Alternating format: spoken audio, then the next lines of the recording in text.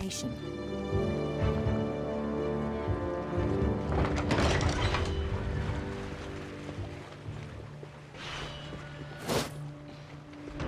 But he was so proud of having created it. In his own eyes, he'd become something greater than a king.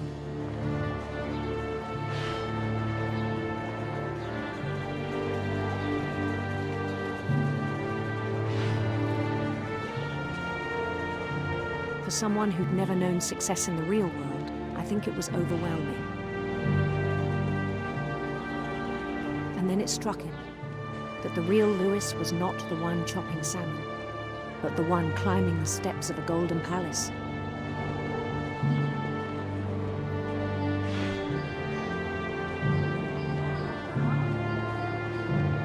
My imagination is as real as my body, he told me.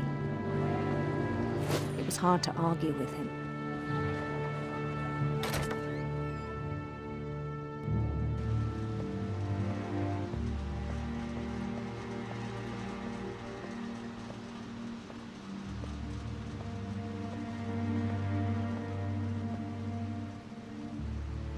He began to forget the world we know.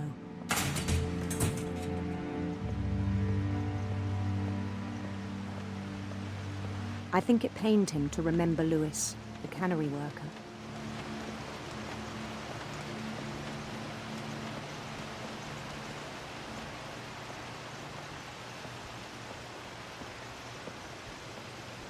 He began to despise the man with a royal contempt.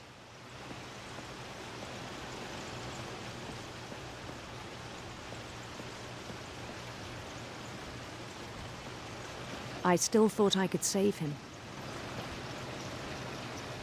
Even after he said he was being crowned king over all the lands of wonder.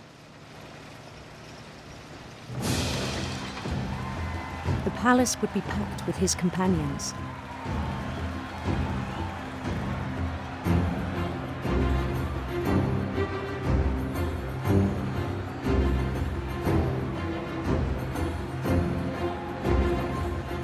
Including the wise Calico who had insisted on inviting him.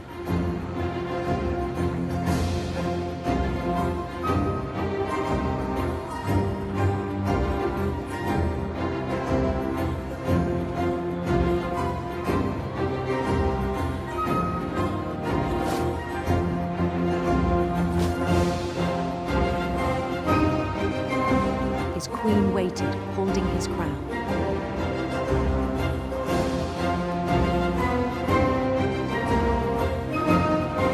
There was only one thing left to do.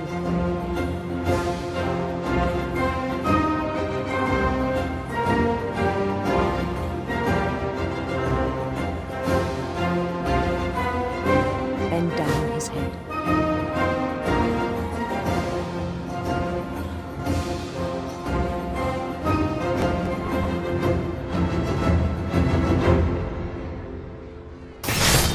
And the rest I think you know. Mrs. Finch, your son was a kind man who will be missed by all of us who knew him.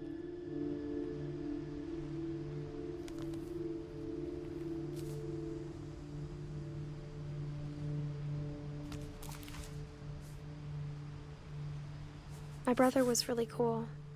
I wish you could have met him.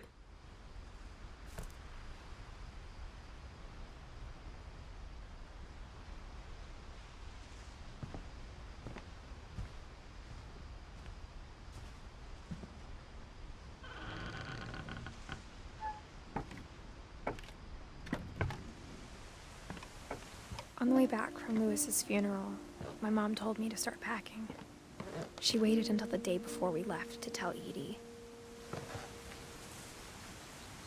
I'm not sure if she wanted to make it easier or harder.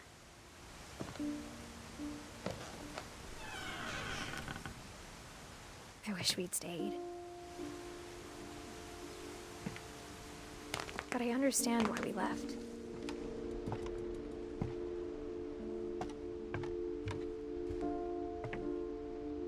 My mom ended up leaving everything behind.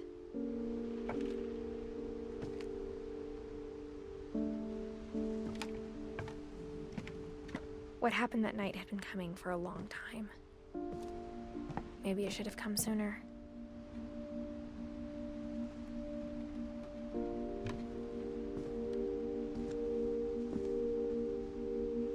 But it had to end one way or another.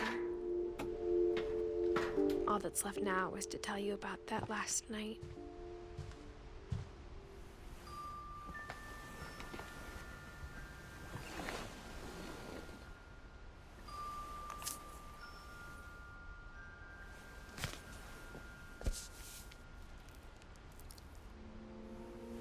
That whole last day, Edie just watched us pack and didn't say a word. Until supper, when she raised her glass and said, "To our final night together, and all our final nights apart." Grandma, you know what I said about alcohol. Some of your medications are very Edith, specific. I left a present for you in the hallway. Why don't you go open it? The grown-ups have to argue now. I'm sorry, you're right. We're all leaving tomorrow. Let's just enjoy our last... I'm not leaving. Edith, you're excused.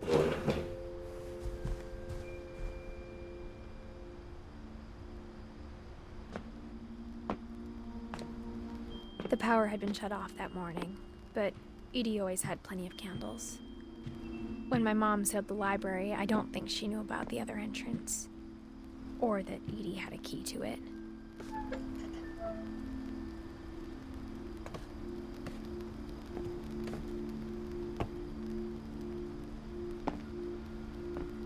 That thing you're afraid of isn't going to end when you leave the house. Edith has a right to know these stories. My children are dead because of your stories. I think it's best if Edith and I leave tonight. We'll have the nursing home send a van for you in the morning, okay? Dear Edith, there's so many stories I wish I could tell you, but there's only time for one. This is about what happened on the night you were born. That night, the tide went way, way out. It was the first and last time I ever saw the old house aground. There'd been an earthquake out in the middle of the ocean. They called it the lowest tide in 1,000 years. God, it smelled awful. You know, I've seen that house every day of my life.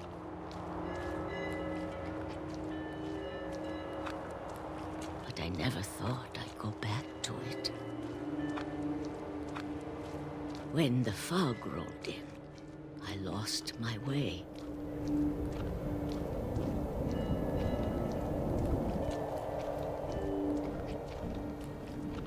I got turned around.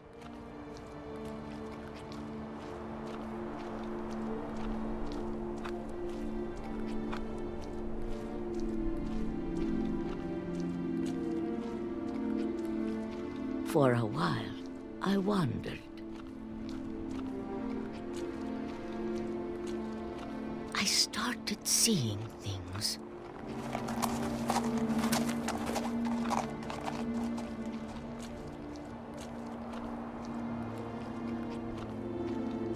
Things I'd forgotten had ever existed.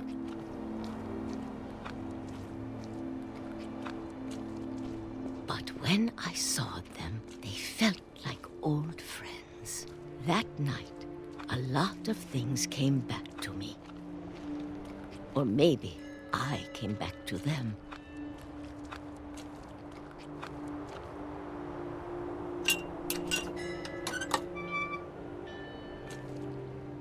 Things I can't explain, but that I need you to try and... Edith, what are you doing in here?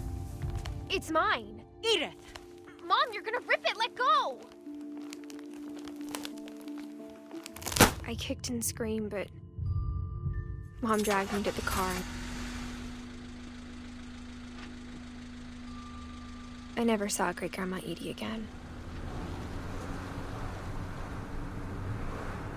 The next morning, the van came to pick her up, but she was already gone. After that, we moved around a lot.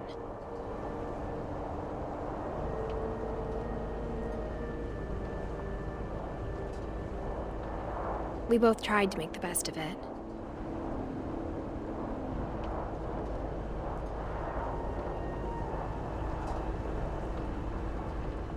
A few years went by.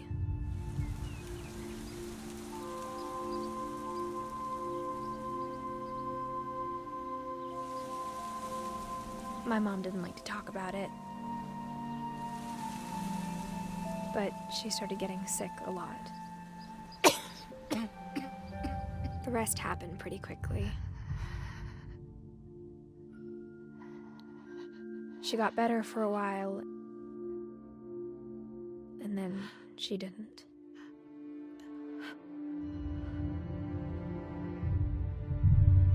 And then I was alone.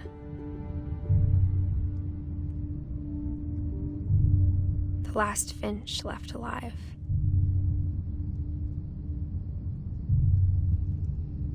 Until I found out about you. I'm still not sure what to tell you about all this. If we lived forever, maybe we'd have time to understand things. But as it is, I think the best we can do is try to open our eyes.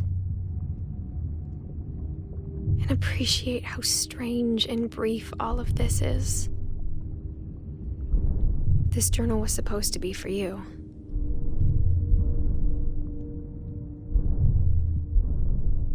But now I hope you'll never see it. I just want to meet you and tell you all these stories myself. But I guess if you're reading this now, things didn't work out that way.